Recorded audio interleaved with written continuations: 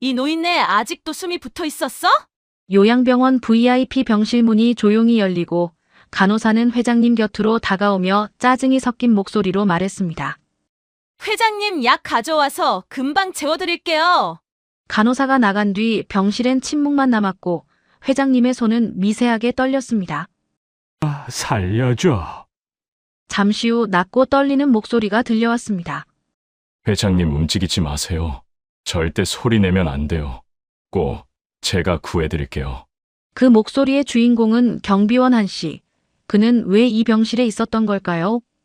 그리고 이 병실 안에서는 도대체 무슨 일이 벌어지고 있는 걸까요?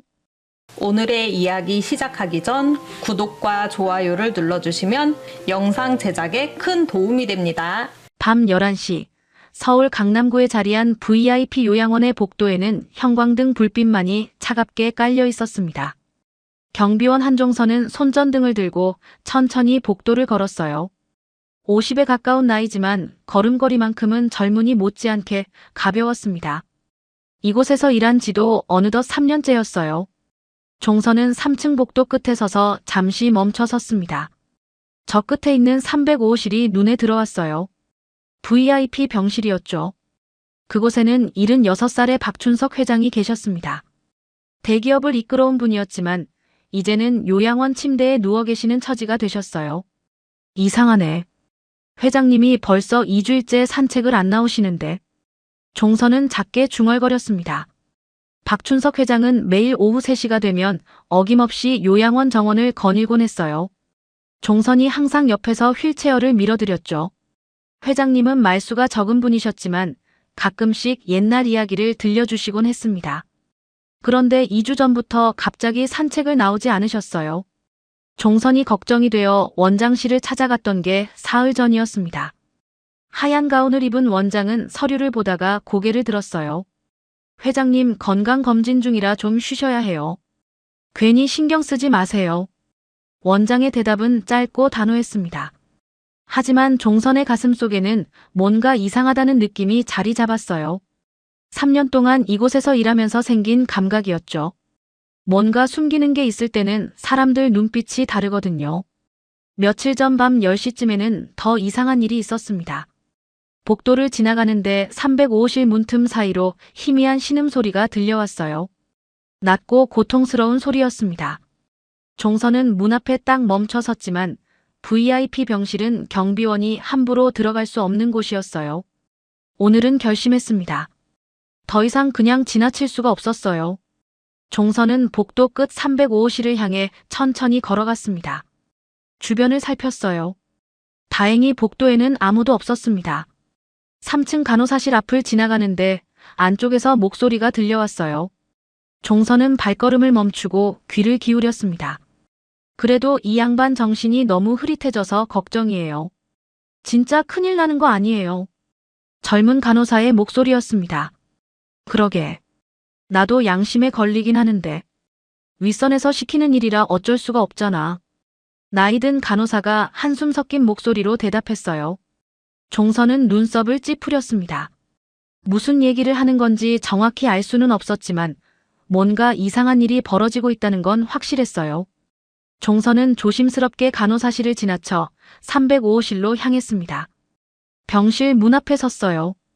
종선은 주변을 다시 한번 살폈습니다. 복도는 여전히 조용했어요. 손을 뻗어 문손잡이를 천천히 돌렸습니다. 원칙상 경비원이 함부로 병실에 들어가면 안 되는 거였지만 지금은 그런 걸 따질 때가 아니었어요. 문이 조용히 열렸습니다. 종선은 안으로 살며시 들어갔어요. 병실 안은 어두웠습니다. 침대 옆 작은 스탠드 불빛만이 희미하게 켜져 있었어요. 침대에 박춘석 회장님이 누워 계셨습니다. 하얀 이불이 가슴까지 덮여 있었어요. 종선이 가까이 다가가자 회장님의 얼굴이 눈에 들어왔습니다. 창백했어요. 평소보다 훨씬 더 핏기가 없었습니다. 입술은 바짝 말라 있었고 눈은 감겨 있었어요. 종선은 침대 옆 테이블을 힐끗 봤습니다. 빈 앰플 몇 개가 놓여 있었어요. 약병이었습니다. 그리고 그때 회장님의 오른팔이 눈에 들어왔어요. 손목에 뭔가가 묶여 있었습니다. 침대 난간에 연결된 흰색 천이었어요. 종선은 숨이 턱 막혔습니다. 회장님을 침대에 묶어놓다니. 이게 도대체 무슨 일인가? 회장님. 종선이 작게 불렀습니다. 목소리가 떨렸어요. 회장님이 천천히 눈을 뜨셨어요. 눈빛은 흐릿했지만 종선을 알아보시는 것 같았습니다. 회장님은 입을 움직이셨어요. 소리가 나오지 않았습니다. 그저 입모양만 만드셨어요. 도와줘. 회장님이 그렇게 말씀하시는 것 같았습니다. 종선의 눈가가 뜨거워졌어요. 바로 그때였습니다. 복도에서 발소리가 들려왔어요. 누군가 이쪽으로 오고 있었습니다. 종선은 회장님 손을 꼭 잡으며 급히 속삭였어요. 지금은 움직이지 마세요. 소리내면 안 돼요. 꼭 구해드릴게요. 종선은 재빨리 화장실로 뛰어갔습니다.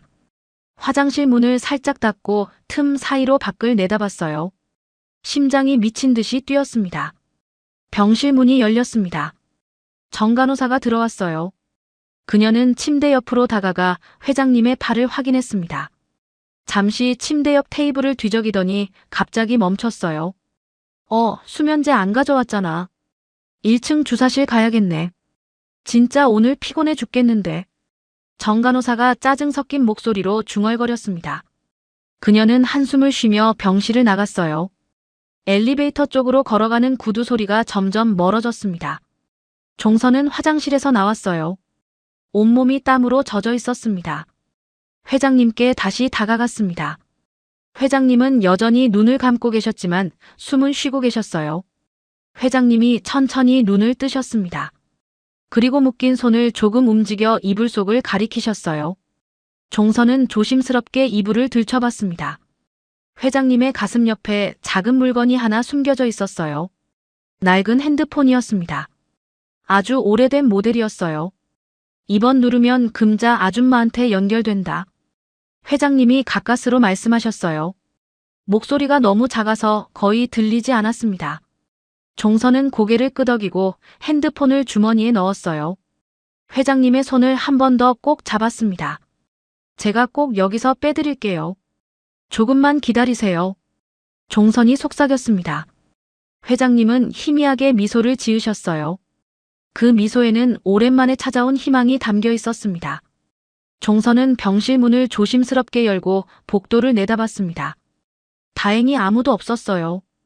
간호사가 1층 주사실로 내려간 사이 지금이 유일한 기회였습니다. 종선은 병실 안으로 다시 들어가 회장님께 다가갔어요. 회장님의 손목을 묶고 있던 흰색 천을 풀기 시작했습니다. 매듭이 단단했어요. 손가락에 힘을 주어 천천히 풀어냈습니다. 회장님의 손목에는 빨간 자국이 남아 있었어요. 일어나실 수 있으세요? 종선이 작게 물었습니다. 회장님은 고개를 끄덕이셨지만 몸을 일으키지 못하셨어요. 종선은 회장님의 팔을 자신의 어깨에 걸쳤습니다. 그리고 천천히 회장님을 일으켰어요. 회장님은 몸을 가누기 힘들어 하셨습니다. 다리에 힘이 없었어요. 침대 옆에 휠체어가 있었습니다.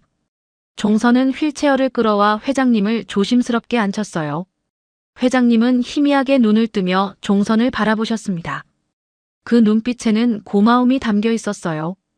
종선은 주머니에서 회장님께 받은 낡은 핸드폰을 꺼냈습니다. 2번 버튼을 눌렀어요. 전화 신호음이 몇 번 울렸습니다.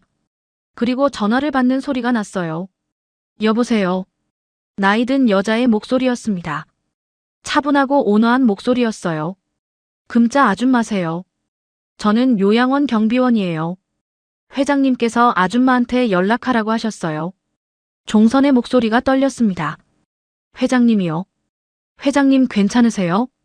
금자의 목소리가 급해졌어요. 아니요. 지금 상황이 안 좋아요. 종선이 다급하게 이야기했습니다.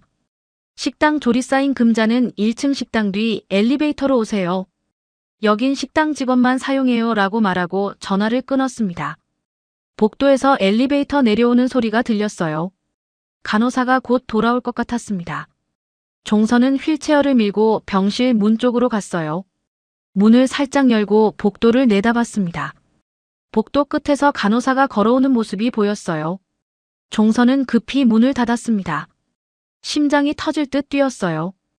회장님 잠깐만요. 다른 길로 가야겠어요. 종선이 작게 중얼거렸습니다. 병실 안을 둘러봤어요. 비상구 표시등이 희미하게 보였습니다. 저쪽으로 가면 계단이 나올 거예요. 종선은 휠체어를 밀고 비상구 쪽으로 향했습니다. 복도 모퉁이를 돌았어요. 청소도구 앞 옆을 지나갈 때 뒤에서 목소리가 들렸습니다. 거기 누구세요? 간호사의 목소리였어요. 종선의 등에 식은땀이 흘렀습니다. 하지만 멈추지 않았어요. 비상계단 문을 열고 안으로 들어갔습니다. 잠깐만요. 저기요. 뒤에서 간호사가 다시 불렀습니다. 발소리가 빨라졌어요. 종선은 문을 닫고 계단을 내려다봤습니다. 계단에서는 휠체어를 밀 수가 없었습니다. 종선은 회장님을 등에 업었습니다. 회장님은 생각보다 가벼웠습니다. 오랫동안 제대로 드시지 못한 것 같았어요. 종선은 한 계단 한 계단 조심스럽게 내려갔습니다. 조금만 참으세요. 곧 안전한 곳 갑니다. 종선이 속삭였습니다. 회장님은 종선의 어깨에 고개를 기댄 채 희미하게 눈을 감고 계셨어요. 2층까지 내려왔습니다. 종선의 이마에 땀이 송글송글 맺혔어요. 숨이 가빴지만 멈출 수 없었습니다. 1층까지 가야 했어요. 바로 그때였습니다. 위층에서 문 열리는 소리가 들렸어요. 누군가 계단으로 내려오고 있었습니다. 3층 비상계단 확인해봐요. 간호사의 목소리가 울렸습니다. 종선은 더 빠르게 계단을 내려갔어요. 발을 헛디딜 뻔했지만 간신히 중심을 잡았습니다. 1층에 도착했어요. 종선은 비상계단 문을 열었습니다. 복도 대신 식당 창고로 연결된 문이 바로 앞에 보였어요. 종선은 회장님을 안고 창고 문을 밀었습니다. 문이 열렸습니다. 식당 창고가 있었어요. 커다란 냉장고와 식자재 상자들이 쌓여 있었습니다. 저 끝에 식자재 엘리베이터가 보였어요. 금자가 엘리베이터 문을 열고 기다리고 있었습니다. 빨리요. 지금 원장이 2층에 올라가는 중이에요. 금자가 다급하게 말했습니다. 60대 중반쯤 되어 보이는 여자였어요. 머리는 희끗희끗했지만 눈빛만큼은 또렷했습니다. 종선은 회장님을 안고 엘리베이터 안으로 들어갔어요. 좁은 공간이었습니다.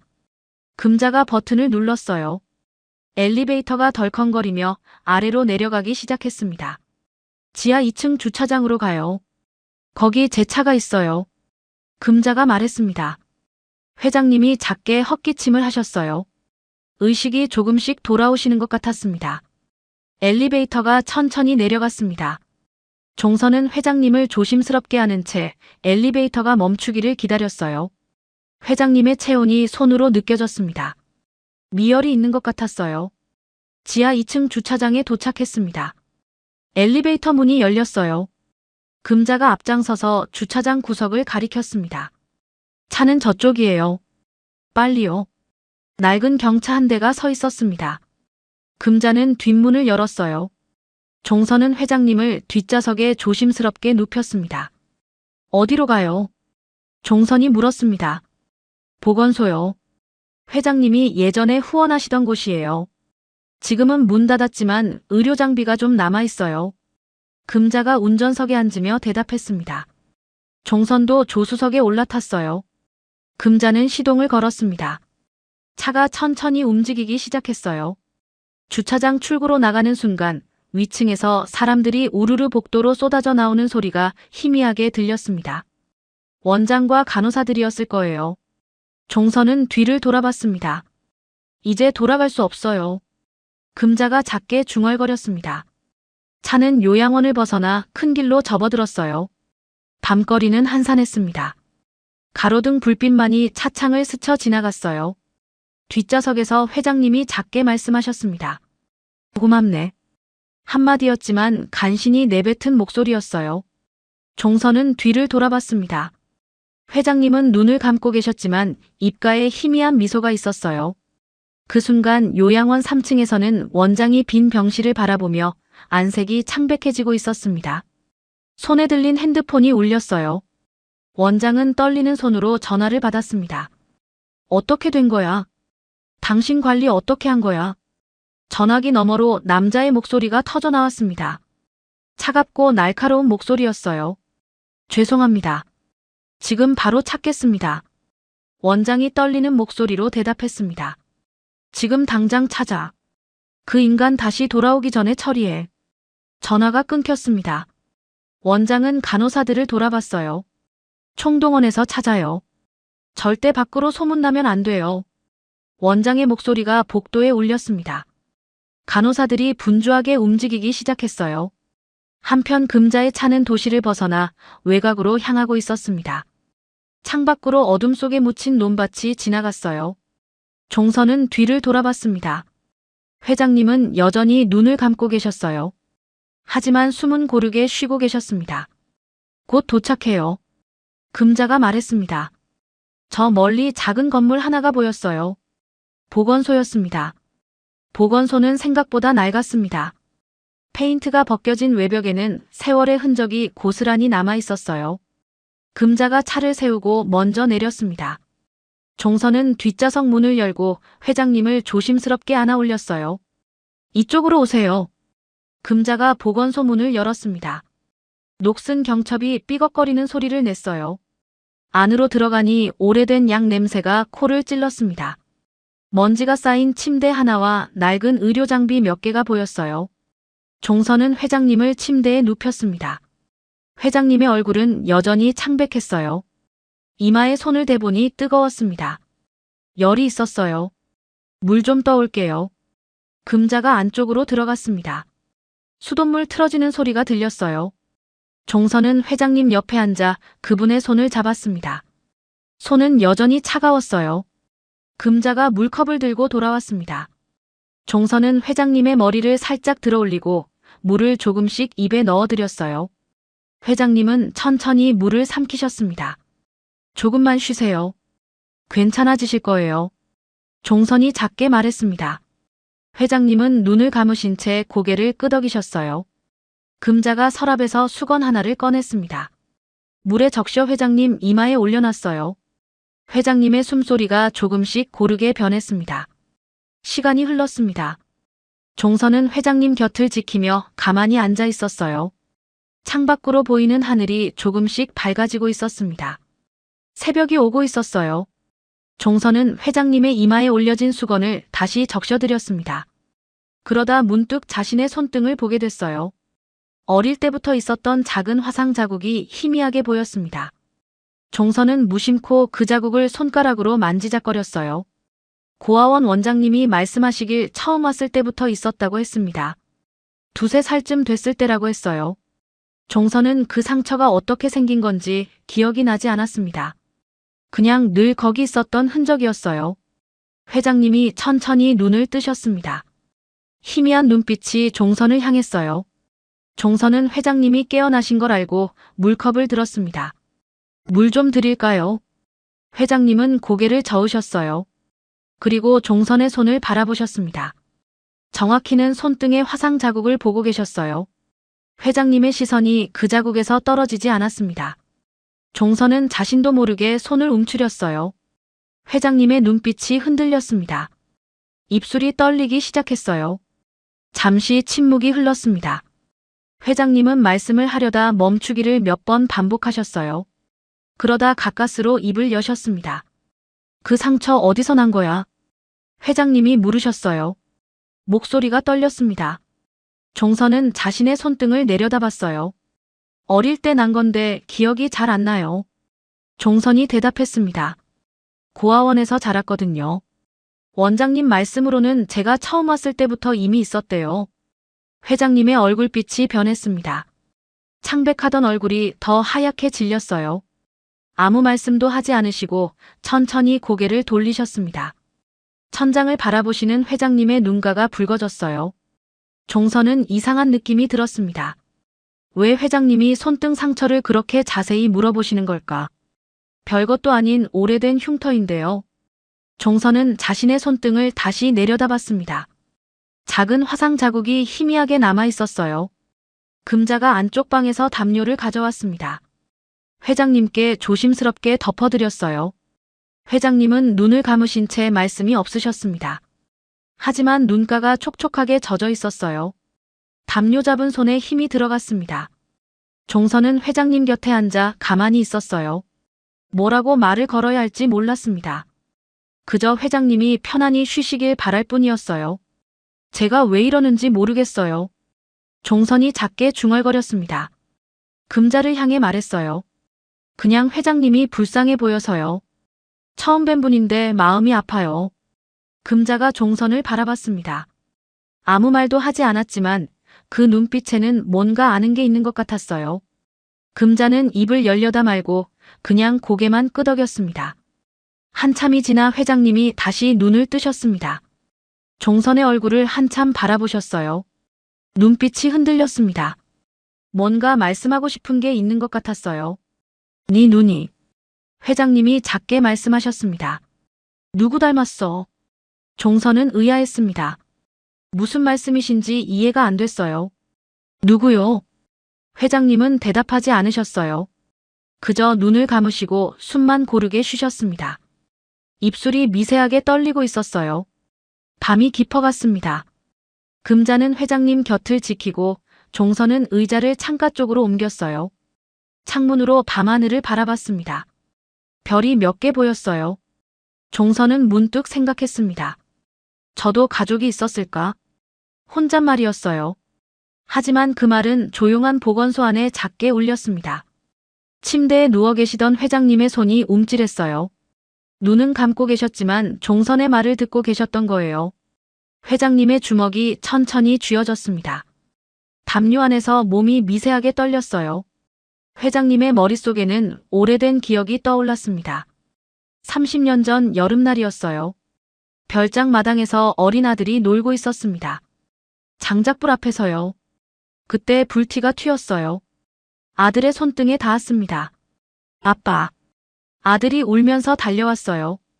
회장님은 아들을 안아 올렸습니다. 손등을 보니 빨갛게 부어올라 있었어요. 괜찮아. 아빠가 약 발라줄게. 회장님은 빨간 약을 발라줬습니다.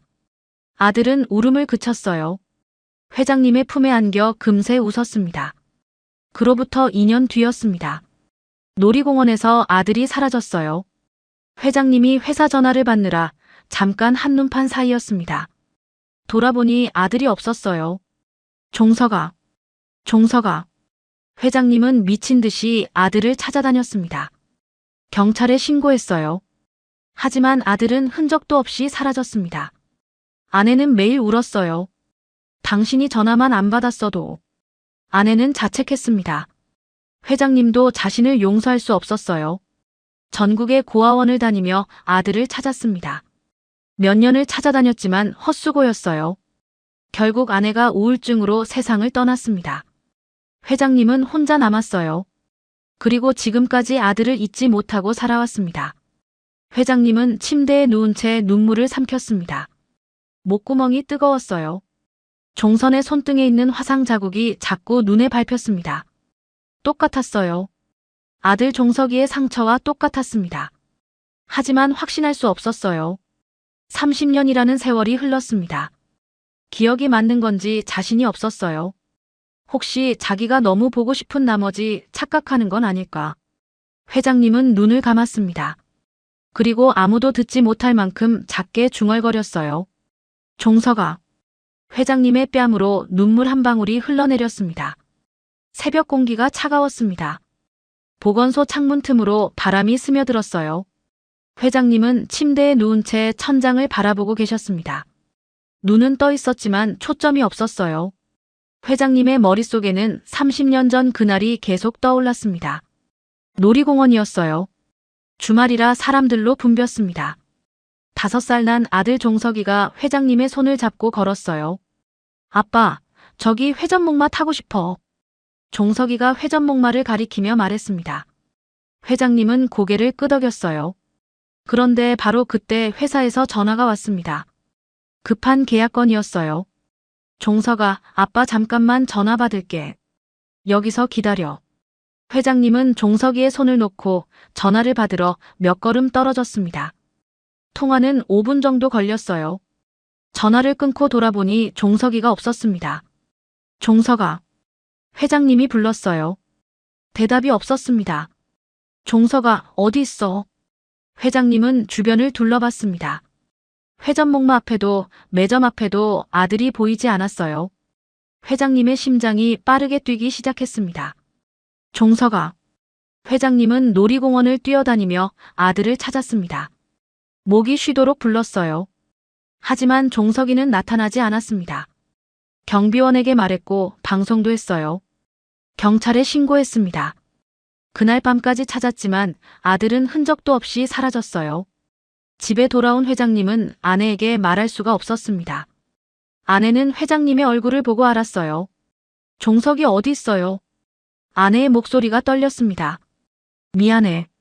내가 잠깐 한눈 팔았어. 잠깐이었는데. 회장님이 말했어요.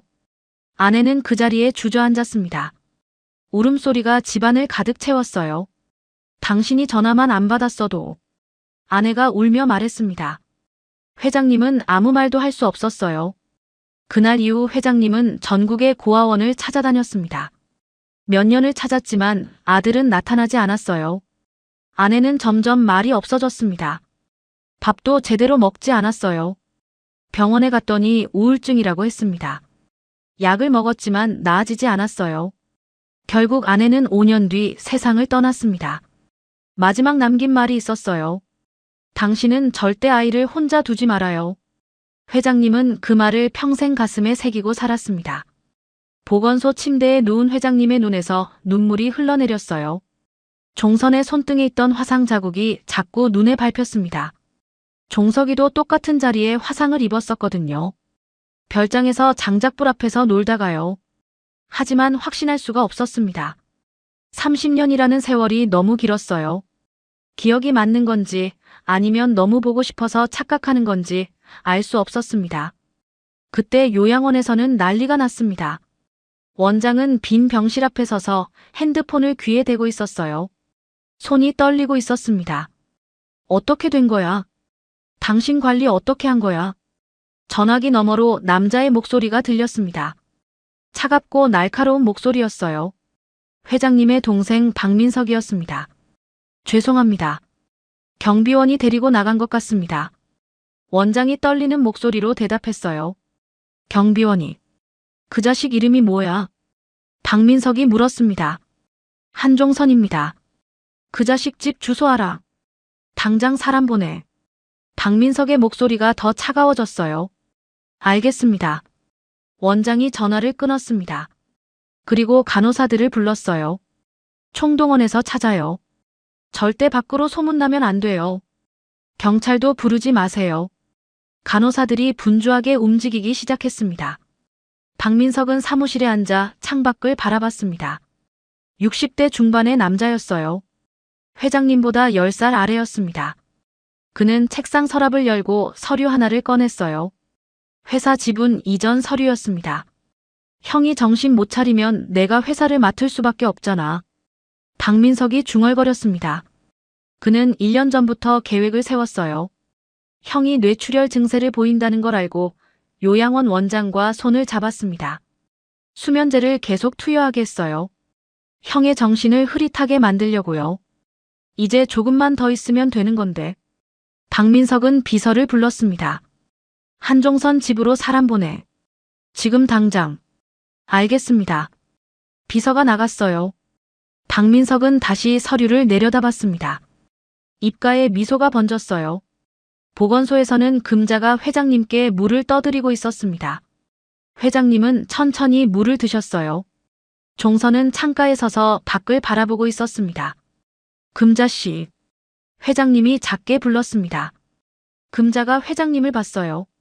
수연이한테 연락했어요. 네, 어제 문자 보냈어요. 지금 비행기 타고 오는 중일 거예요. 금자가 대답했습니다. 회장님은 고개를 끄덕이셨어요. 고마워요. 금자씨 아니었으면 큰일 날 뻔했어. 천만에요. 수연이가 부탁했는걸요. 금자는 회장님을 수십 년 전부터 알고 지냈습니다. 회장님의 딸 수연이가 어렸을 때 유모로 일했었거든요. 수연이가 미국으로 유학 간 뒤에도 미국에서 결혼을 한 뒤에도 연락을 꾸준히 주고받았어요. 최근 수연이가 금자에게 부탁했습니다. 요양원에서 아버지를 몰래 살펴달라고요. 박민석의 움직임이 수상하다고 했어요. 금자는 요양원 식당에 취직했습니다. 그리고 회장님을 지켜봤어요.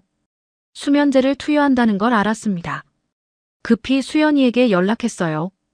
회장님은 종선을 바라봤습니다. 종선은 여전히 창밖을 보고 있었어요. 회장님의 가슴이 아팠습니다. 저 아이가 정말 종석일까? 회장님은 눈을 감았어요. 당신은 절대 아이를 혼자 두지 말아요. 아내의 마지막 말이 귓가에 울렸습니다. 회장님의 눈에서 또 눈물이 흘러내렸어요. 해가 떠올랐습니다. 보건소 창문으로 아침 햇살이 스며들었어요. 종선은 의자에 앉은 채 잠들어 있었습니다. 고개를 떨어뜨린 채로요. 회장님은 침대에서 천천히 눈을 뜨셨어요. 회장님은 종선을 바라봤습니다. 젊은 남자가 불편한 의자에서 꼬박 밤을 새워 자신을 지켜줬어요. 회장님의 가슴이 뭉클했습니다. 종선 씨. 회장님이 작게 불렀습니다. 종선이 화들짝 놀라며 눈을 떴어요. 회장님 깨셨어요. 괜찮으세요? 종선이 급히 일어나 회장님께 다가갔습니다. 회장님은 고개를 끄덕이셨어요. 많이 나아졌어요. 고마워요. 회장님이 말씀하셨습니다. 목소리에 힘이 조금 돌아왔어요. 금자는 새벽에 요양원으로 돌아간 상태였습니다. 아무 일 없었던 것처럼 식당에서 일해야 했거든요. 의심받으면 안 됐어요. 요양원 식당에서 금자는 설거지를 하고 있었습니다. 간호사들이 식당 앞을 지나가며 수군거렸어요. 회장님 어디 간 거래? 경비원이랑 같이 나갔다던데. 금자는 귀를 기울이며 설거지를 계속했습니다. 그때 원장이 식당으로 들어왔어요. 금자 씨. 원장이 불렀습니다. 금자는 손을 닫고 돌아봤어요. 네. 혹시 어젯밤에 이상한 거 못 봤어요? 무슨 일인데요? 금자가 태연하게 물었습니다. 회장님이 실종됐어요. 경비원 한종선이랑 같이요. 어머, 그래요. 저는 몰라요. 저 어젯밤에 일찍 퇴근했거든요. 금자가 대답했습니다. 원장은 금자를 의심스럽게 바라봤어요. 그때 박민석의 부하 2명이 요양원으로 들어왔습니다. 원장실로 갔어요. 원장이 급히 식당을 나갔습니다. 원장실에서 박민석이 전화로 지시하고 있었습니다. 한종선 집부터 뒤져. 뭔가 단서가 있을 거야. 부하 2명이 종선의 집으로 향했습니다. 문을 따고 들어갔어요. 좁은 원룸을 샅샅이 뒤졌습니다. 옷장, 서랍, 침대 밑까지요. 아무것도 없네. 한 명이 투덜거렸습니다. 쓰레기통도 확인했지만 특별한 건 없었어요. 핸드폰 위치 추적은 꺼져 있습니다. 부하가 박민석에게 전화했습니다. 집에는 아무것도 없습니다. 그럼 주변 찾아봐. 아는 사람 있으면 다 확인해.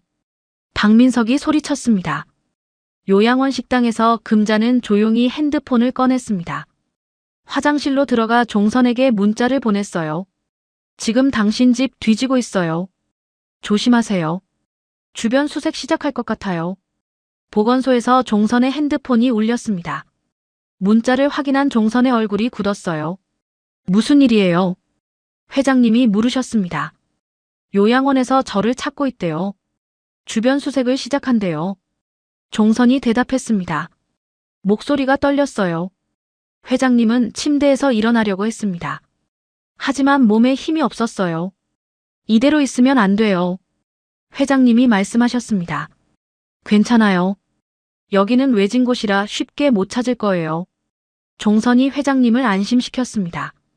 하지만 종선의 손은 떨리고 있었어요. 요양원 회의실에서는 박민석이 직원들을 모아놓고 있었습니다. 회장님이 치매 증세로 밖으로 나가셨을 수 있어요. 빨리 찾아야 해요. 박민석이 거짓말을 했습니다. 간호사 한 명이 손을 들었어요. 그런데 왜 경찰에는 신고 안 하세요? 박민석의 얼굴이 굳었습니다. 가족 망신 당하고 싶어요. 우리끼리 조용히 처리합시다. 박민석이 짜증 섞인 목소리로 말했습니다. 간호사들은 수군거리며 수색조를 편성했어요. 박민석의 측근이 다가왔습니다. 경비원 한종선 핸드폰 위치 추적했는데 꺼져 있습니다. 주변 병원이랑 보건소 전부 확인해. 알겠습니다.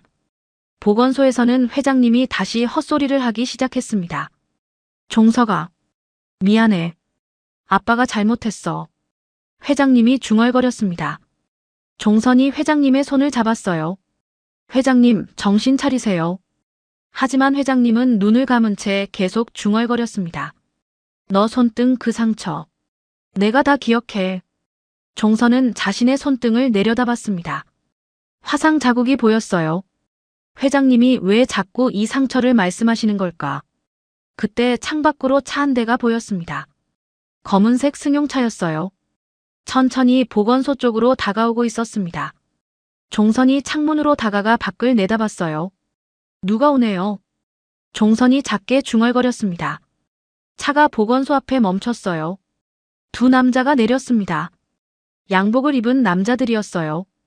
종선의 심장이 빠르게 뛰기 시작했습니다. 회장님을 어떻게 숨겨야 하나? 종선은 급히 회장님을 안아 올렸어요. 회장님, 움직이지 마세요. 종선은 회장님을 안고 보건소 뒤편으로 갔습니다. 작은 창고가 있었어요. 문을 열고 안으로 들어갔습니다. 창고는 어둡고 습했어요. 오래된 의료기구들이 먼지를 뒤집어 쓴 채 쌓여 있었습니다. 보건소 앞문을 두드리는 소리가 들렸습니다. 종선은 숨을 죽였어요. 회장님도 숨을 참으셨습니다. 남자들이 문을 밀고 들어왔습니다. 보건소 안을 둘러봤어요. 아무도 없네. 한 명이 말했습니다. 뒤쪽도 봐. 다른 남자가 뒤쪽으로 갔습니다. 방문들을 열어봤어요. 빈 방들이었습니다. 창고 쪽으로 발소리가 가까워졌습니다. 종선은 회장님을 더 꼭 안았어요. 회장님이 작게 기침을 하려는 걸 느꼈습니다. 종선이 재빨리 회장님의 입을 손으로 막았어요. 창고 문 손잡이가 돌아갔습니다. 종선의 온몸에 식은땀이 흘렀어요. 여기 뭐야? 남자가 문을 열려고 했습니다. 하지만 문이 잘 열리지 않았어요. 오래된 문이라 녹이 슬어 있었거든요. 됐어. 그냥 창고야. 먼지만 잔뜩 쌓여 있을 거야. 다른 남자가 말했습니다. 그래. 가자. 두 남자는 보건소를 나갔어요. 차에 올라타고 떠났습니다. 종선은 한참 동안 움직이지 않았습니다. 완전히 사라진 걸 확인하고 나서야 창고 문을 열었어요. 회장님을 안고 밖으로 나왔습니다. 온몸이 땀으로 젖어 있었어요. 회장님을 다시 침대에 눕혔습니다. 회장님은 숨을 헐떡이고 계셨어요. 얼굴이 더 창백해졌습니다. 물 좀 드릴게요. 종선이 물을 떠왔습니다. 회장님께 조금씩 먹였어요. 요양원에서 금자는 또 문자를 받았습니다. 박민석의 부하들이 보낸 보고였어요. 금자는 몰래 그 내용을 엿봤습니다. 양평 보건소 확인했으나 아무도 없음. 금자는 안도의 한숨을 쉬었습니다. 하지만 곧 다른 메시지가 왔어요. 주변 보건소 전부 다시 확인 예정. 금자는 급히 종선에게 문자를 보냈습니다. 다시 올 수 있어요. 조심하세요. 종선은 문자를 확인하고 창문 커튼을 모두 닫았습니다. 불빛도 최소화했어요. 회장님 곁에 앉아 밖을 경계했습니다. 한편 인천공항에 비행기가 착륙했습니다. 박수연이 핸드폰을 켰어요. 금자의 문자가 여러 개 와 있었습니다. 회장님 무사해요. 하지만 상태가 안 좋아요. 양평 보건소예요. 수연은 급히 공항을 빠져나왔습니다.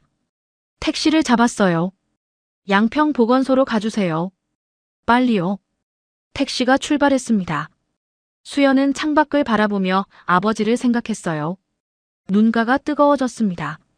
보건소에서 회장님이 또 중얼거렸습니다. 종서가. 회장님의 뺨으로 눈물이 흘러내렸습니다. 종서는 회장님의 손을 꼭 잡았어요. 가슴이 먹먹했습니다. 택시가 고속도로를 달렸습니다. 박수연은 뒷좌석에 앉아 창밖을 바라보고 있었어요. 서울을 벗어나자 논밭이 펼쳐졌습니다. 수연의 핸드폰이 울렸어요. 금자였습니다. 수연 씨, 회장님 열이 많이 올랐어요. 빨리 오세요. 금자의 목소리가 다급했습니다. 지금 가고 있어요. 1시간 정도면 도착할 거예요. 수연이 대답했습니다. 전화를 끊고 택시 기사에게 말했어요. 좀 더 빨리 갈 수 있을까요? 최선을 다하겠습니다. 택시가 속도를 높였습니다. 보건소에서는 회장님의 상태가 점점 안 좋아지고 있었습니다. 열이 40도를 넘었어요. 종선은 물에 적신 수건으로 회장님의 이마를 계속 닦아드렸습니다. 하지만 열이 내려가지 않았어요. 회장님, 정신 차리세요. 종선이 회장님의 손을 꼭 잡고 말했습니다. 회장님은 눈을 감은 채 헛소리를 하고 계셨어요. 종서가, 손 내밀어봐. 아빠가 약 발라줄게. 회장님이 중얼거렸습니다. 손을 허공에 뻗으셨어요. 종선은 그 손을 잡았습니다. 여기 있어요. 제가 여기 있어요. 종선이 말했습니다. 목소리가 떨렸어요. 회장님이 아파서 헛소리 하시는 거라는 걸 알았지만 그래도 받아들이고 싶었습니다. 회장님이 천천히 눈을 뜨셨습니다. 희미한 눈빛이 종선을 향했어요. 회장님은 종선의 손을 만지작거렸습니다. 손등의 화상 자국을 손가락으로 쓰다듬으셨어요. 이 상처, 빨간 약 발랐지. 회장님이 작게 말씀하셨습니다. 종선은 고개를 저었어요. 기억이 안 나요. 종선이 대답했습니다. 회장님이 열 때문에 헛소리 하시는 거니까요. 장작불이었어. 별장 마당에서. 회장님이 말씀하셨습니다. 눈에서 눈물이 흘러내렸어요. 네, 아버지. 맞아요. 종선이 조용히 대답했습니다. 아픈 사람 말을 받아주는 게 좋을 것 같았어요.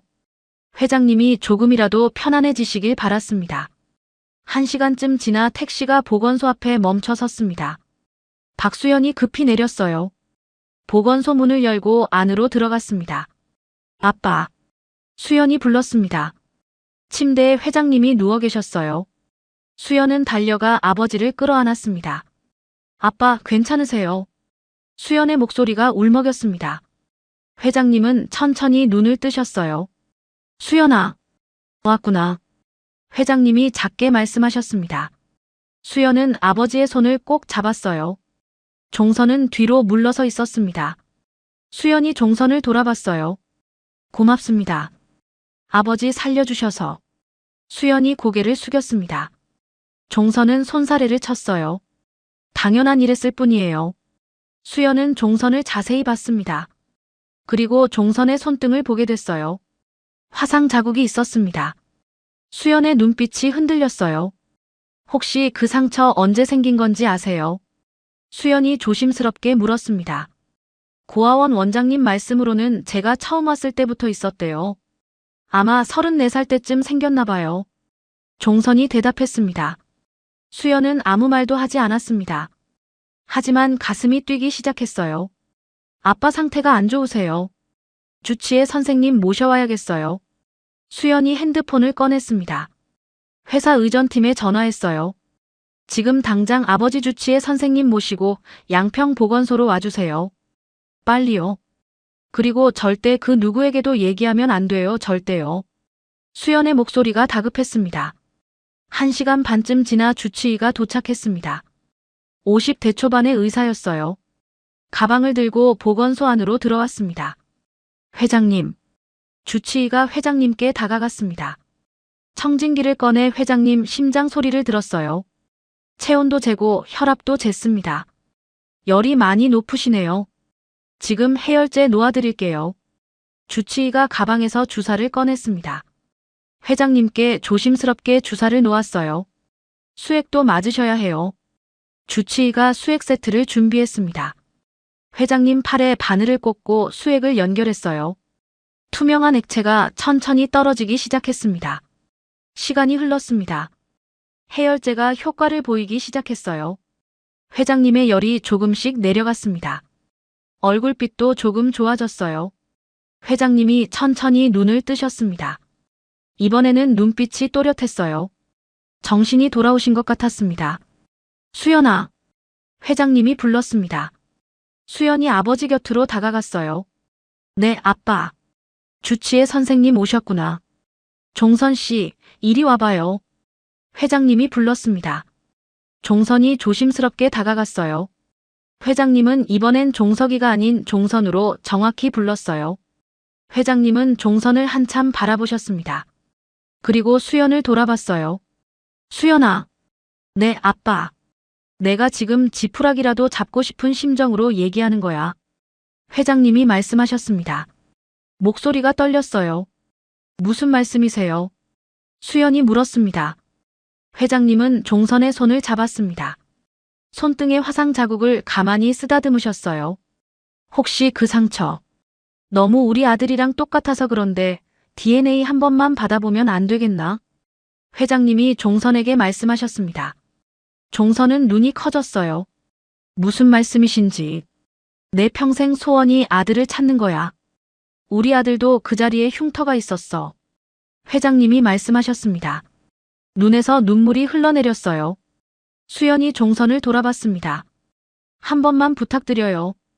우연히 같은 곳에 상처가 있을 수도 있다고 생각해요. 하지만 아버지 소원이세요. 수연이 말했습니다. 목소리가 떨렸어요. 아버지 나이가 이제 70이 넘으셨어요. 제발 부탁드려요. 회장님이 고개를 숙이셨습니다. 종선은 두 사람을 번갈아 봤어요. 가슴이 두근거렸습니다. 괜찮아요. 검사 받을게요. 종선이 조용히 대답했습니다. 고마워요. 회장님이 말씀하셨습니다. 수연은 주치의를 돌아봤어요. 선생님, DNA 샘플 채취 준비해 주실 수 있으세요? 그러죠. 주치의가 가방에서 채열 도구를 꺼냈습니다. 회장님과 종선의 혈액을 각각 채취했어요. 작은 튜브에 담아 밀봉했습니다. 긴급으로 요청할게요. 주치의가 말했습니다. 빨리 부탁드려요. 절대 그 누구에게도 얘기하면 안 돼요. 수연이 당부했습니다. 주치의는 고개를 끄덕였어요. 주치의는 아들을 불러 샘플을 보내며 당부했습니다. 극비니까 절대 누구에게도 말하지 말고 긴급으로 윤 박사에게 전해주거라. 주치의는 이곳을 떠나지 않고 아들을 윤 박사에게 보냈습니다. 제가 여기 머물면서 회장님 상태 지켜볼게요. 주치의가 말했습니다. 수연은 고개를 끄덕였어요. 요양원에서는 박민석이 사무실을 왔다 갔다 하고 있었습니다. 비서가 들어왔어요. 박수연 씨가 귀국했다는 보고가 들어왔습니다. 비서가 말했습니다. 박민석의 얼굴이 굳었어요. 뭐라고? 수연이가. 네. 인천공항에서 목격됐습니다. 박민석은 책상을 쳤습니다. 이제 일이 꼬이기 시작하는구나. 박민석은 비서를 돌아봤어요. 박수연 움직임 다 보고해. 어디 가는지 전부 확인해. 알겠습니다. 비서가 나갔습니다. 박민석은 창밖을 바라봤어요. 입술을 깨물었습니다. 보건소에서는 주치의가 회장님 상태를 계속 확인하고 있었습니다. 수연은 아버지 곁에 앉아 있었고 종선은 의자에 앉아 있었어요. 회장님이 종선을 바라봤습니다. 오래 바라보셨어요. 종선은 그 시선을 피했습니다. 왠지 가슴이 뛰었거든요. 종선 씨. 회장님이 불렀습니다. 네. 고마워요. 날 구해줘서. 회장님이 말씀하셨습니다. 종선은 고개를 저었어요. 괜찮아요. 당연한 일했을 뿐이에요. 밤이 깊어갔습니다. 주치의는 옆방에서 쉬고 있었고 수연은 의자에서 잠들었어요. 종선은 창가에 앉아 밖을 바라봤습니다. 회장님은 침대에 누워 천장을 보고 계셨어요. 회장님은 종선을 몰래 바라봤습니다. 저 아이가 정말 종석일까? 30년을 찾아 헤맨 아들일까? 회장님의 가슴이 뛰었어요. 하지만 동시에 두려웠습니다. 만약 아니라면 어떡하지? 또다시 실망해야 하는 걸까? 회장님은 눈을 감았어요. 종석아. 회장님이 아주 작게 중얼거렸습니다. 아무도 듣지 못했어요. 회장님의 뺨으로 눈물이 흘러내렸습니다. 이틀이 흘렀습니다. 보건소는 여전히 조용했어요. 주치의는 회장님 상태를 계속 확인했고 수연은 아버지 곁을 지켰습니다. 종선은 창가에 앉아 밖을 바라보고 있었어요. 종선은 자신의 손등을 내려다봤습니다. 화상 자국이 햇빛에 희미하게 보였어요. 혹시 정말 자신이 회장님의 아들일까? 종선은 고개를 저었습니다. 그럴 리가 없었어요. 하지만 가슴 한구석이 계속 두근거렸습니다. 만약 정말 그렇다면 어떻게 되는 걸까? 종선은 혼란스러웠어요. 회장님은 침대에 누워 천장을 바라보고 계셨습니다. 열은 내렸지만 몸은 여전히 약했어요. 주치의가 회장님께 다가와 혈압을 쟀습니다. 많이 좋아지셨어요. 이제 괜찮으실 거예요. 주치의가 말했습니다. 회장님은 고개를 끄덕이셨어요. 그날 밤이었습니다. 회장님이 갑자기 신음을 하기 시작했어요. 몸을 뒤척이셨습니다. 아파요. 회장님이 작게 말씀하셨습니다. 수연이 급히 일어났어요. 아빠, 어디가 아프세요? 배가 아파요. 회장님이 배를 감싸 안으셨습니다. 얼굴이 일그러졌어요. 주치의가 달려왔습니다. 회장님 배를 살펴봤어요. 체한 것 같아요. 약 드려야겠어요. 주치의가 가방에서 약을 꺼냈습니다. 회장님께 먹였어요. 하지만 회장님은 약을 삼키지 못하고 토했습니다. 큰일이네요. 병원 가셔야 해요. 주치의가 말했습니다. 수연의 얼굴이 창백해졌어요. 하지만 요양원 사람들이 찾고 있어요. 병원 가면 들킬 거예요. 그래도 이대로는 안 돼요. 주치의가 고개를 저었습니다. 종선이 앞으로 나섰어요. 제가 약국 가서 약 사올게요. 지금 밤인데요. 수연이 말했습니다. 24시간 약국 찾아볼게요. 종선이 말했습니다. 주치의가 메모지에 약 이름을 적었어요. 이거 사오세요. 빨리요. 종선은 메모지를 받아들고 보건소를 나갔습니다. 밤 공기가 차가웠어요. 종선은 뛰기 시작했습니다. 1시간을 헤맸습니다. 드디어 불 켜진 약국을 찾았어요. 안으로 들어가 약을 샀습니다. 다시 보건소로 뛰었어요. 보건소에 도착했을 때는 땀으로 흠뻑 젖어 있었습니다. 주치의가 약을 받아 회장님께 먹였어요. 회장님은 천천히 약을 삼키셨습니다. 시간이 흘렀습니다. 약이 효과를 보이기 시작했어요. 회장님의 얼굴이 조금 편안해졌습니다. 괜찮아지실 거예요. 주치의가 말했습니다. 수연은 안도의 한숨을 쉬었어요. 종선은 의자에 앉았습니다. 온몸이 땀으로 젖어 축축했어요. 숨이 가빴습니다. 회장님이 종선을 바라봤어요. 고마워요. 회장님이 작게 말씀하셨습니다. 종선은 고개를 저었어요. 괜찮아요. 새벽이 되었습니다. 회장님이 잠들었어요. 수연도 의자에서 잠들었습니다. 주치의는 옆방에서 쉬고 있었어요. 종선은 창밖을 바라봤습니다. 하늘이 조금씩 밝아지고 있었어요. 새벽 공기가 차가웠습니다. 종선은 문득 생각했습니다. 만약 검사 결과가 나오면 어떻게 될까? 자신이 정말 회장님의 아들이라면요. 종선은 가슴이 답답했어요. 그때 회장님이 눈을 떴습니다. 종선을 바라보셨어요. 종선 씨. 네. 잠 안 자요. 잠이 안 와요. 종선이 대답했습니다. 회장님은 천천히 일어나 앉으셨어요. 나도 잠이 안 와요. 회장님이 말씀하셨습니다. 두 사람은 잠시 침묵했어요. 회장님. 종선이 먼저 입을 열었습니다. 네. 혹시 검사 결과가 나오면 어떻게 되는 거예요? 종선이 물었습니다. 회장님은 창밖을 바라보셨어요. 모르겠어요. 솔직히 무서워요. 회장님이 말씀하셨습니다. 목소리가 떨렸어요. 만약 아니라면 또 실망해야 하니까요. 30년을 찾아왔는데요. 회장님의 눈에서 눈물이 흘러내렸습니다. 종선은 아무 말도 할 수 없었어요. 하지만 혹시 정말이라면요. 회장님이 종선을 돌아보셨습니다. 그럼 난 죽어도 여한이 없어요.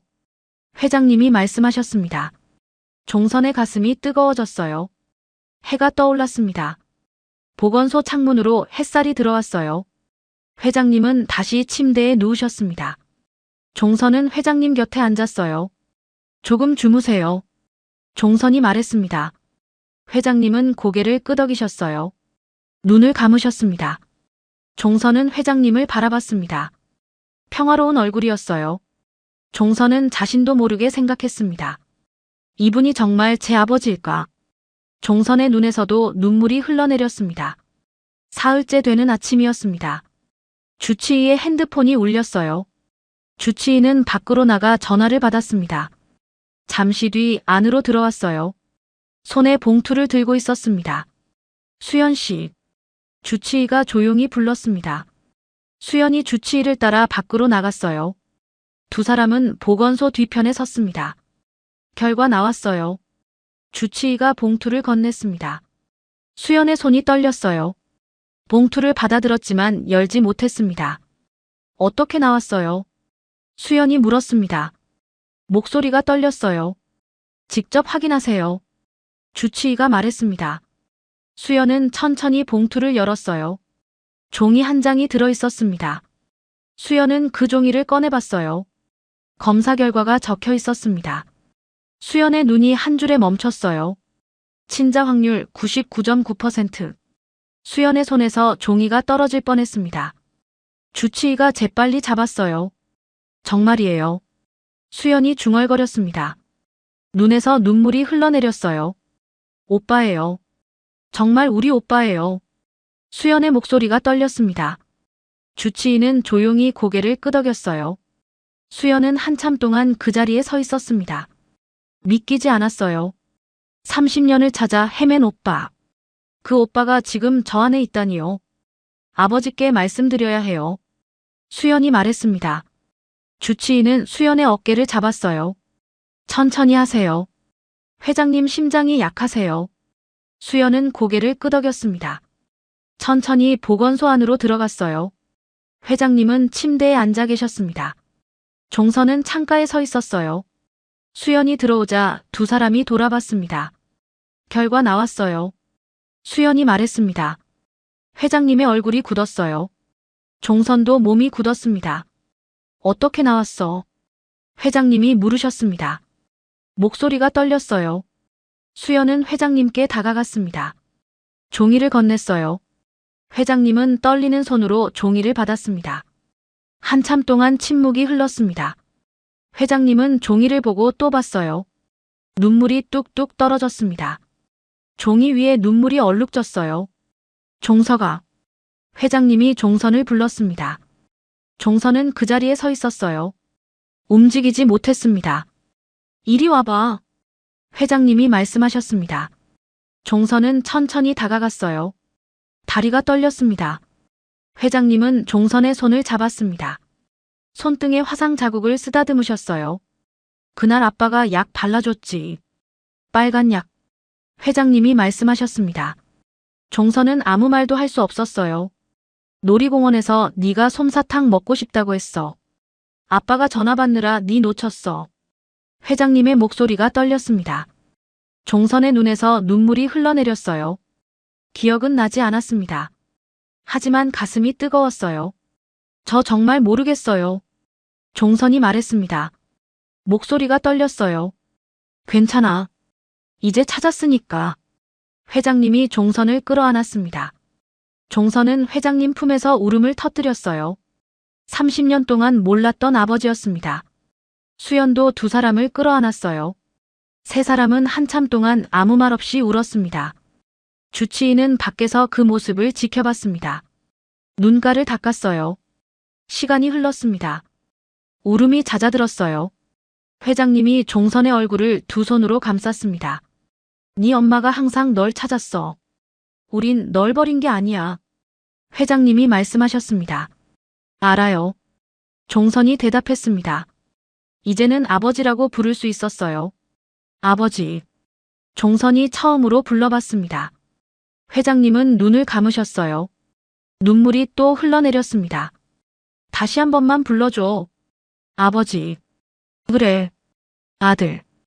회장님이 종선을 다시 끌어안으셨습니다. 수연은 옆에서 두 사람을 바라봤어요. 눈물을 닦았습니다. 오빠. 수연이 불렀습니다. 종선이 수연을 봤어요. 엄마가 돌아가시기 전에 오빠 꼭 찾으라고 하셨어요. 수연이 말했습니다. 미안해요. 몰랐어요. 종선이 말했습니다. 아니에요. 오빠 잘못 아니에요. 수연이 종선의 손을 잡았어요. 이제 찾았잖아요. 밤이 되었습니다. 보건소는 조용했어요. 하지만 이제는 따뜻했습니다. 가족이 함께 있었으니까요. 회장님은 침대에 누워 종선의 손을 잡고 계셨습니다. 놓고 싶지 않으셨어요. 30년을 기다린 손이었습니다. 네 이름이 박종석이야. 회장님이 말씀하셨습니다. 박종석. 종선이 자신의 이름을 중얼거렸습니다. 낯설었지만 따뜻했어요. 그래. 넌 우리 아들 박종석이야. 회장님이 말씀하셨습니다. 종선은 고개를 끄덕였어요. 수연은 의자에 앉아 두 사람을 바라봤습니다. 미소를 지었어요. 오랜만에 완전한 가족이 됐습니다. 주치의는 옆방에서 쉬고 있었어요. 오늘은 모두에게 기쁜 날이었습니다. 회장님은 종선을 바라보며 눈을 감으셨습니다. 평화로운 얼굴이었어요. 30년 만에 처음으로 편히 잠들 수 있을 것 같았습니다. 종선도 아버지 곁에서 눈을 감았어요. 이제 혼자가 아니었습니다. 가족이 있었어요. 이틀이 더 지났습니다. 회장님의 건강이 많이 좋아졌어요. 이제는 혼자 걸을 수 있을 정도였습니다. 수연은 회사 법무팀에 연락했어요. 박민석 배임 혐의로 고발 준비하세요. 수연이 전화로 말했습니다. 증거는 있습니까? 법무팀장이 물었습니다. 백금자 씨 증언이 있어요. 요양원 약품 기록도 있고요. 삭제된 CCTV도 복구할 수 있을 거예요. 수연이 대답했습니다. 목소리가 단호했어요. 알겠습니다. 진행하겠습니다. 며칠 뒤 검찰 수사가 시작됐습니다. 박민석이 소환됐어요. 검찰 조사실에 앉은 박민석의 얼굴은 창백했습니다. 형 건강 챙긴 것뿐이에요. 내가 뭘 잘못했어요? 박민석이 말했습니다. 하지만 목소리는 떨리고 있었어요. 수면제 반복 투여를 지시한 녹취가 있습니다. 검사가 말했습니다. 녹음 파일을 틀었어요.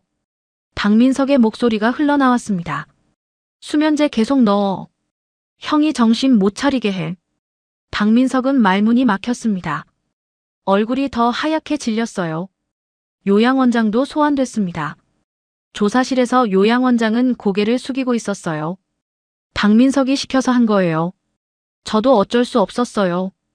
요양원장이 말했습니다. 검사는 서류를 넘기며 물었어요. 약품 기록이 조작된 것도 아십니까? 네. 박민석이 지시했어요. 요양원장이 실토했습니다. 간호사들도 조사를 받았습니다. 정 간호사는 떨리는 목소리로 말했어요. 우리도 몰랐어요. 지시받은 대로 한 것뿐이에요. 그래도 수면제를 환자에게 계속 투여한 건 문제입니다. 검사가 말했습니다. 간호사들은 고개를 숙였어요. 결국 박민석에게 구속영장이 청구됐습니다. 법원에서 영장이 발부됐어요. 박민석은 구치소로 갔습니다. 요양원장은 의사 면허가 정지됐어요. 간호사들도 징계를 받고 요양원에서 쫓겨났습니다. 보건소에서는 종석이 새 신분증을 받았습니다. 주민등록증에 이름이 적혀 있었어요. 박종석. 종석은 신분증을 한참 바라봤습니다. 이게 제 이름이네요. 종석이 중얼거렸습니다. 눈에서 눈물이 흘러내렸어요. 그래. 넌 박종석이야. 회장님이 말씀하셨습니다. 종석의 어깨를 감싸 안으셨어요. 수연은 회사에 임시 이사회를 소집했습니다. 회의실에 임원들이 모였어요. 아버지 건강이 회복되실 때까지 제가 대리하겠습니다. 수연이 말했습니다. 임원들은 고개를 끄덕였어요. 박민석은 어떻게 됩니까? 한 임원이 물었습니다. 구속됐습니다. 배임 혐의로요. 수연이 대답했습니다. 회의실이 술렁거렸어요. 며칠 뒤 회장님은 보건소를 리모델링하기로 했습니다. 이곳이 아들을 다시 찾게 해준 곳이었으니까요. 이 보건소 다시 열어야겠어요. 회장님이 말씀하셨습니다. 좋은 생각이에요, 아버지. 수연이 대답했습니다. 백금자가 보건소를 찾아왔습니다. 회장님은 백금자를 보고 일어나셨어요. 금자씨. 회장님이 불렀습니다. 백금자는 고개를 숙였어요. 회장님 무사하셔서 다행이에요. 금자씨 아니었으면 우리 아들 못 찾았어요. 회장님이 말씀하셨습니다. 목소리가 떨렸어요. 내가 평생 못한 말 고마웠네, 금자씨. 회장님이 백금자의 손을 잡으셨습니다. 백금자의 눈에서 눈물이 흘러내렸어요. 천만에요. 수연이가 부탁했는걸요. 백금자가 대답했습니다. 회장님은 백금자에게 봉투를 건넸어요. 이거라도 받아요. 아니에요. 수연이 잘 커준 것만으로도 충분해요. 백금자가 손사래를 쳤습니다. 하지만 회장님은 백금자 손에 봉투를 쥐어주셨어요. 부탁이에요. 받아주세요. 백금자는 더 이상 거절하지 못했습니다. 봉투를 받아들었어요. 어느 날 저녁이었습니다. 종석의 생일이었어요. 49년 만에 가족과 함께 맞는 생일이었습니다. 수연이 케이크를 들고 왔어요. 오빠 생일 축하해요. 수연이 말했습니다. 종석은 케이크를 보고 눈물을 글썽였어요. 고마워. 49년 만에 처음 축하해주네요. 수연이 말했습니다. 목소리가 떨렸어요. 회장님이 촛불을 켰습니다. 소원 빌어. 회장님이 말씀하셨습니다. 종석은 눈을 감았어요. 가족이랑 오래 함께 있고 싶어요. 종석이 소원을 말했습니다. 세 사람은 함께 촛불을 껐어요. 웃음꽃이 피었습니다. 회장님은 종석을 끌어안았습니다. 30년 늦었지만 이제부터 아빠가 잘할게. 회장님이 말씀하셨습니다. 종석은 회장님 품에 안겼어요. 늦지 않았어요, 아버지. 종석이 대답했습니다. 수연도 두 사람을 끌어안았어요. 세 사람은 한참 동안 그렇게 서 있었습니다. 주치의는 그 모습을 조용히 바라봤어요. 미소를 지었습니다. 밤이 깊어갔습니다. 보건소는 따뜻했어요. 가족이 함께 있었으니까요. 회장님은 종석에게 말씀하셨습니다. 이제부터 네가 회장님이 아니라 아버지로 불러줘서 고마워. 저야말로 고마워요. 아버지를 찾게 해주셔서요. 종석이 대답했습니다. 우리 이제 다시 시작하는 거야. 회장님이 말씀하셨습니다. 종석은 고개를 끄덕였어요. 네. 다시 시작이에요. 세 사람은 함께 웃었습니다. 오랜만에 완전한 가족이 됐어요. 한 달이 흘렀습니다. 겨울이 왔어요. 어느 날 아침 하얀 눈이 내리기 시작했습니다. 보건소 마당에 눈이 소복이 쌓였어요. 종석은 보건소 문을 열고 밖을 내다봤습니다. 새하얀 눈이 조용히 내리고 있었어요. 종석은 미소를 지었습니다. 아버지, 눈 와요. 종석이 안으로 말했습니다. 회장님이 침대에서 일어나셨어요. 창문으로 다가가 밖을 보셨습니다. 예쁘네. 회장님이 말씀하셨습니다. 종석은 회장님 옆에 섰어요. 아버지, 산책하실래요? 그래. 나가자. 회장님이 고개를 끄덕이셨습니다. 종석은 회장님께 두꺼운 외투를 입혀드렸어요. 목도리도 둘러드렸습니다. 회장님은 종석의 손을 잡으셨어요. 두 사람은 보건소 밖으로 나왔습니다. 눈이 두 사람의 어깨에 내려앉았어요. 차가운 공기가 뺨을 스쳤습니다. 네 어릴 때 눈 오면 좋아했어. 회장님이 말씀하셨습니다. 종석은 회장님을 봤어요. 그랬어요. 그래. 눈사람 만들자고 졸랐지. 회장님이 말씀하셨습니다. 종석은 미소를 지었어요. 지금은 기억 안 나지만 언젠가 기억날 것 같아요. 종석이 말했습니다. 회장님은 종석의 손을 꼭 잡으셨어요. 두 사람은 천천히 마당을 걸었습니다. 발자국이 하얀 눈 위에 찍혔어요.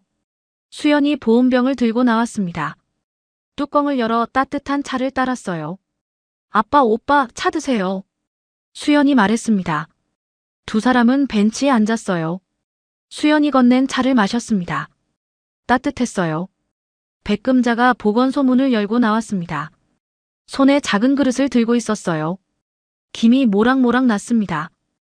회장님, 아침 드세요. 백금자가 회장님께 죽을 건넸습니다. 회장님은 그릇을 받으셨어요. 고마워요, 금자씨.